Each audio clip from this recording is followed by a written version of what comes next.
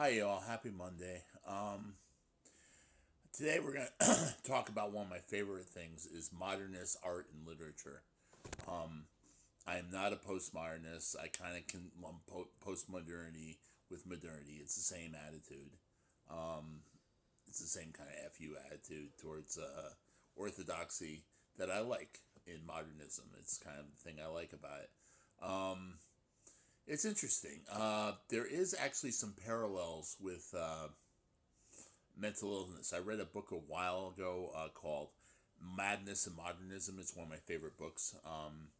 The idea that schizophrenia may be linked to certain aspects of schizophrenia may inform aspects of the alienation you often find in modernist art. The fascination with mechanism, the ghost in the machine type aspects that seem to pop up in modernist art.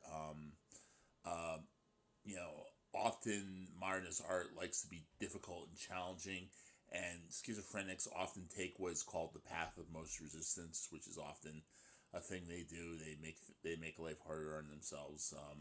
It's interesting parallels with the difficulties in teasing apart some modernist inscrutability with schizophrenic inscrutability. But it's interesting. But that's aside from the point. I wasn't here to talk about modernism and schizophrenia. I just really enjoy modernist literature, for example. I love Virginia Woolf. I like James Joyce.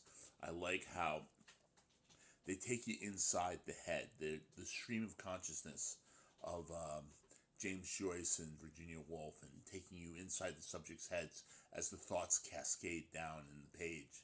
In the literature, the thoughts are cascading as if the person is thinking out loud, and it's like it is a stream of consciousness and can be a little unconnected and disconnected the way consciousness is sometimes, flitting from thought to thought,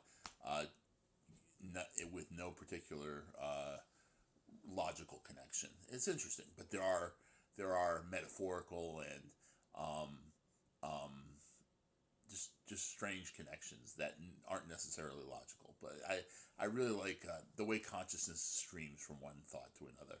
Anyway, I really do like the modernist art, just because they let you inside the reader's head. But I don't know, the author's head. I like it a lot. Anyway, it's one of those things. It's one of my preoccupations with art, and I like a lot early 20th century stuff. I think a lot of rules were broken in the early 20th century. I think it was made public in the 60s and 70s. I think a lot of modernism became very popular in the 60s and 70s, but it was there in the early 20th century. All the stuff, all the makings were there in the high art of the early 20th century. Anyway, peace out. I'll talk to you later. That was my thoughts on modernism. Modernism Monday. I'll talk to you later. Bye bye.